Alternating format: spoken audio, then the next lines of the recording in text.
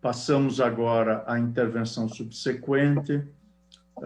Ouviremos o coronel Carlos Alberto de Araújo Gomes Júnior, que é da Federação Nacional de Entidades de Oficiais Estaduais, FENEME. Pois não, coronel Carlos Alberto, a palavra é vossa, por obséquio. Bom dia a todos. Saúdo ao senhor, ministro Edson Fachin, do vizinho estado do Paraná. Eu fui comandante da Polícia Militar de Santa Catarina, secretário de Segurança do meu estado e presidi o Conselho Nacional dos Comandantes Gerais e rendo as minhas congratulações pela iniciativa e a condução dessa audiência pública para tratar da avaliação, revisão e aperfeiçoamento da liminar concedida na ADPF 635 e os temas a que se refere de uma forma que eu considero aberta, inclusiva, dialogada e propositiva. Nós estamos prontos e dispostos, senhor ministro, para ajudá-lo no desafio que se autoimpôs de transformar sentimentos em comportamentos. O que Vossa Excelência lançou como desafio no primeiro dia dessas audiências. Pensando no melhor para cada cidadão de cada comunidade do Rio de Janeiro, com a certeza de que as boas práticas aqui discutidas e identificadas terão a oportunidade de ser aplicadas em todo o país, no âmbito da vocação, alcance e competência dessa corte naquilo que lhe cabe. Em seu nome, senhor ministro, saúdo também a todas as autoridades, instituições e representações que se fazem e fizeram presentes nessa audiência, extensivo a cada cidadão que, direta ou indiretamente, está nos acompanhando ou que, mesmo sem participar da discussão que agora se realiza, será por ela impactada para o pleno exercício da sua cidadania, e o senhor sabe que é disso que nós estamos falando, e um sentimento especial de alteridade e solidariedade a todas as vítimas dessa guerra que precisa, concordamos com o senhor, ter fim. Por fim, saúdo e presto uma homenagem especial a todos os policiais do Brasil, que todos os dias deixam suas casas para realizar um trabalho extraordinário, abnegado e muitas vezes heróico, na maioria das vezes anônimo, arriscando suas vidas com uma frequência e gravidade que os diferencia da maioria das pessoas, em cada palmo, rincão ou quebrada deste país, destacando aqueles que estão, neste momento, lutando por sua vida ou por sua saúde, feridos em ação na linha do dever, e as famílias daqueles que perderam suas vidas na defesa da sociedade. Dentre esses, senhor ministro, uma referência diferenciada aos policiais que trabalham no Teatro de Operações Único do Rio de Janeiro. Provavelmente um dos mais perigosos do mundo para policiais exercerem suas atividades e que lidam com toda sorte de perigos, obstáculos, limitações, desafios e incompreensões de forma cotidiana. A FENEME, que aqui se faz representar, é a Federação Nacional das Entidades de Oficiais Militares Estaduais, que congrega mais de 50 entidades de oficiais militares, das polícias militares e corpos de bombeiros, reunindo cerca de 75 mil militares estaduais, tendo como objetivo fundamental promover o desenvolvimento e a defesa institucional das instituições militares dos estados, de seus oficiais, e dessa forma proteger também a sociedade que juramos servir e proteger. Durante essa fala, buscarei de forma objetiva contribuir para os objetivos desta audiência, em especial a discussão dos princípios que baseiam medidas para a redução dos incidentes de letalidade policial, para a prevenção da mortalidade de policiais, para o controle de eventuais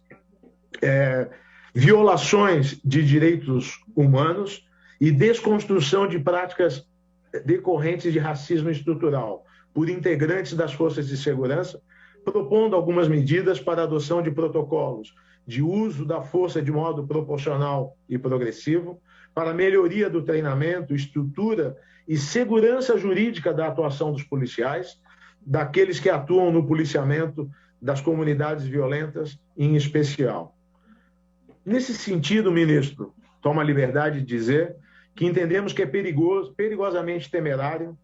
abordar o tema pela vertente predominante ou exclusiva do controle externo e restrição de ações, dando às ações das forças policiais envolvidas nesse cenário complexo e perigoso um cunho perversamente intencional que não traduz as vontades e esforços institucionais das corporações envolvidas. Nem faz justiça, tampouco, aos sacrifícios diários dos policiais que atuam na linha de frente. De outro norte, reconhecemos como urgente lidar com as questões relacionadas à letalidade policial e uso da força, porque elas estão no âmago da legitimidade policial, remetendo aos princípios de Pio que guiam até hoje a legitimidade da construção da identidade das polícias modernas. Como sabemos, e o senhor sabe, a polícia ocidental, como a conhecemos, vocacionada para a proteção do cidadão e seus direitos, é uma inovação iluminista, trazida por uma nova forma de pensar o Estado, não mais garantidor de privilégios, mas protetor de direitos naturais e inalienáveis. Uma forma de garantia da dignidade humana. Poucos se apercebem, mas é no artigo 12 da Declaração dos Direitos do Homem e do Cidadão, onde encontramos, após enumerar os direitos essenciais à dignidade da pessoa humana, a afirmação que sustenta essa visão iluminista das polícias modernas. No artigo 12 está dito que a garantia dos direitos do homem e do cidadão necessita de uma força pública e essa força é, portanto, instituída para benefício de todos e não para utilidade particular daqueles a quem é confiado. Por isso mesmo, privar o cidadão da ação da força pública por meio de suas forças policiais é medida extrema que afeta direitos fundamentais e princípios constitucionais, exigindo ação corretiva imediata, urgente e estruturante de suas causas, para, com a máxima brevidade, restituir esse serviço público ao cidadão, claro que em bases que alterem a relação de tensionamento, muitas vezes desastrosa, cujos depoimentos aqui presenciados nos deram um retrato importante e que deve ser levado em consideração. Mais do que isso, ministro, não fosse pela questão filosófica, ainda carece de avaliação suficiente, com evidências robustas, o impacto da restrição de atuações em territórios historicamente dominados pelo crime e pela violência não estatal, por organizações e estruturas criminosas que dominam as comunidades do ponto de vista individual e coletivo, tanto no espaço público como no privado, e que alimentam o principal dos polos da violência que buscamos controlar. Aliás, controle territorial, que transforma qualquer presença preventiva da força policial em um confronto potencial, como relatado há pouco pelo porta-voz da Polícia Militar do Rio de Janeiro. Nesse sentido, senhor ministro, entendemos que há de se separar em dois grandes grupos os incidentes de letalidade policial. Grupos para os quais há diagnósticos prévios, medidas preventivas e ações corretivas diversas. Em uma face, tratamos do uso da força, inclusive letal, por ações intencionais e ilegais, relacionadas a desvios de conduta individuais ou coletivos, com ações escusas que precisam ser tratadas em todas as dimensões, desde o recrutamento e seleção da força policial até as necessárias e rigorosas ações de controle e correção com a aplicação da lei. Para essas situações, a apuração, responsabilização e punição dos crimes cometidos padece das mesmas dificuldades que fazem do Brasil um dos países com menores índices de resolução de crimes, mesmo que, paradoxalmente, tenha uma das maiores populações carcerárias, a maioria dela em situação de cárcere provisório, não definitivo. Em outra face, tratamos do uso da força, inclusive letal, por situações contingenciais decorrentes do contexto de atuação das forças policiais em ambientes intrinsecamente perigosos e complexos. Para essas situações, é necessário avaliar cada um dos elementos que compõem o cenário que contingencia o uso da força ou impõe a ausência progressiva do Estado, notadamente da força policial, realimentando e reforçando os mecanismos de produção de confronto, tensionamento e violência. Como primeiro elemento, nesse sentido, Destaco as verticais federais de produção da violência, que não gerenciadas em sua origem, que não evitadas em sua dinâmica, acabam na presença opressora e violenta das organizações criminosas, dominando territórios de exclusão do Estado para monopólio sobre as vidas de seus ocupantes. Sabemos, e foi falado aqui, inclusive pelas organizações não governamentais, que armas não são fabricadas nas comunidades e são de competência federal, a quem cabe a competência não só para controlar, como possui os meios para fazê-lo. Drogas não são produzidas nas comunidades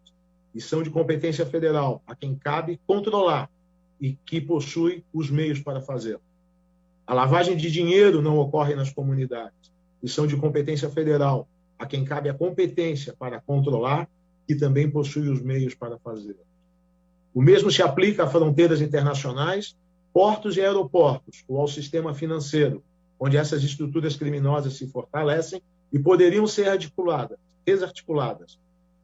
que não estão nas comunidades, são de competência federal e deveria fazê-los, e possui os meios jurídicos para tal. Entretanto, é o policial ostensivo e preventivo quem lida com as consequências dessas questões nos territórios violentamente dominados e impactados pela corrente armamentista decorrente da disputa por espaços para a prática criminosa com exclusividade. Mesmo sendo um caso extremo e peculiar, na sua dimensão e complexidade, o cenário do Rio de Janeiro é reproduzido em menor escala em outras capitais. E em outros territórios nacionais também. É o policial da Rádio Patrulha, o policial que deveria ser eminentemente preventivo e comunitário, quem acaba enfrentando o resultado, o vertedouro dessas incongruências de crimes, de práticas não prevenidas na sua origem, ou não prevenidas pelos meios de inteligência, que normalmente minimizam o uso da força e são empurrados para uma violência que não é intencional, mas contingencial. A hostilização constante e violenta em relação à presença policial, que deveria ser natural em qualquer tempo e espaço, torna qualquer ação rotineira um empreendimento complexo e perigoso, alimentando um ciclo danoso e cruel para todos.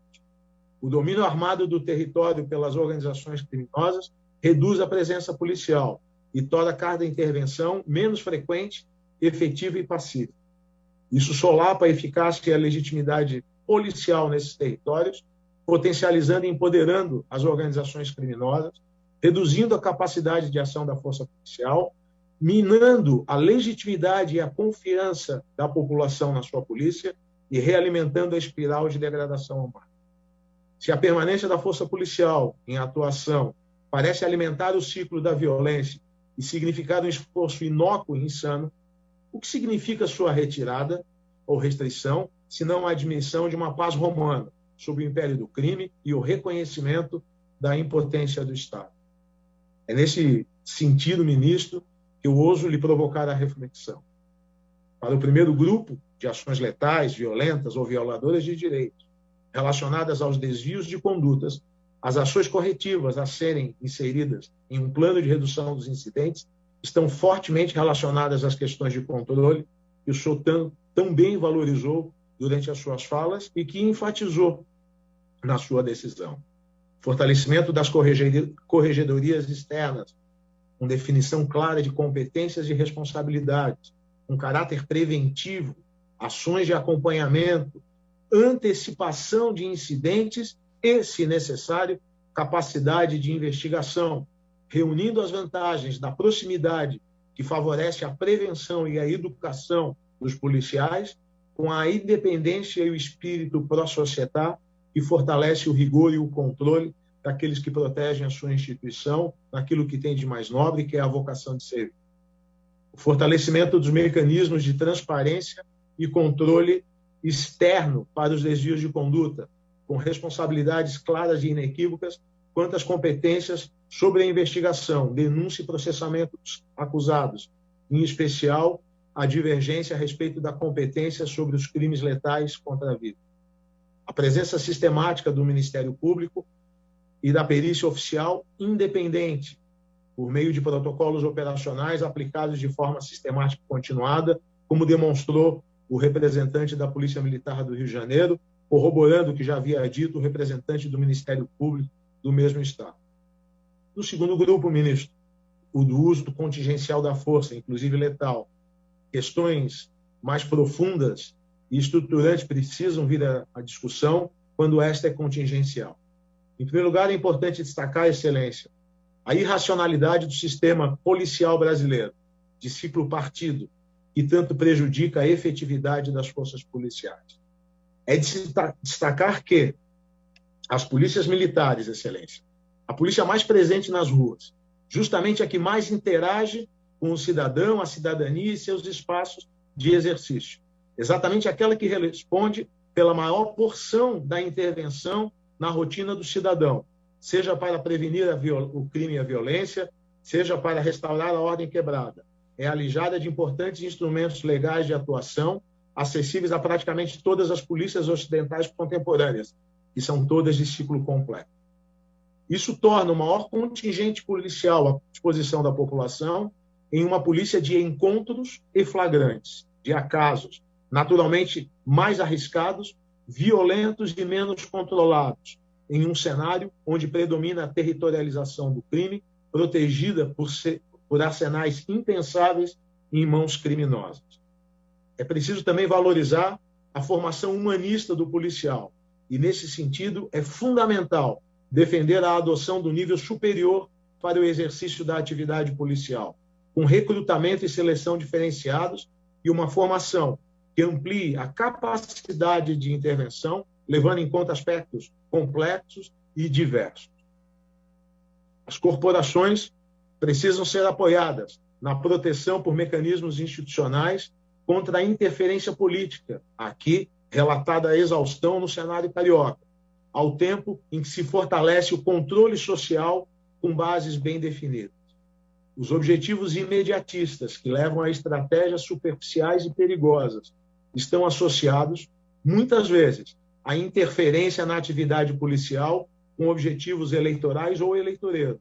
e encontram fortalecimento na ausência de mecanismos de proteção ao mandato dos gestores policiais, de proteção à meritocracia na ascensão profissional e à proteção da escolha técnica de funções de comando e gestão operacional. Com essas bases, é necessário que seja estabelecida uma dimensão de normatização, acompanhamento, melhoria e forçamento de políticas, diretrizes e procedimentos voltados para a redução da letalidade, controle da força e prevenção de violação de direitos de caráter nacional. Ouso sugerir que o Conselho Nacional dos Comandantes Gerais, por sua representatividade, pode se constituir em uma instância geradora dessas referências e autorreguladora de sua aplicação em uma primeira instância. Aumentar a segurança jurídica do policial, que atua de acordo com os protocolos, também é premente. A insegurança jurídica é, por vezes, o fantasma que assombra a atividade operacional. E, muitas vezes, o temor da punição decorrente dessa insegurança acaba alimentando uma cadeia de ocultação de prova, alteração de local de crime e práticas que devem ser repudiadas, excluídas e punidas quando realizadas. Finalmente, nisto, entendemos que a questão deve ser abordada de forma complexa e multidimensional. Fortalecer a dimensão de controle, sem atacar a mudança das instituições naquilo em que elas não atendam ao anseio da sociedade, com certeza é um caminho que já foi trilhado, precisa ser fortalecido, mas não exaure a questão.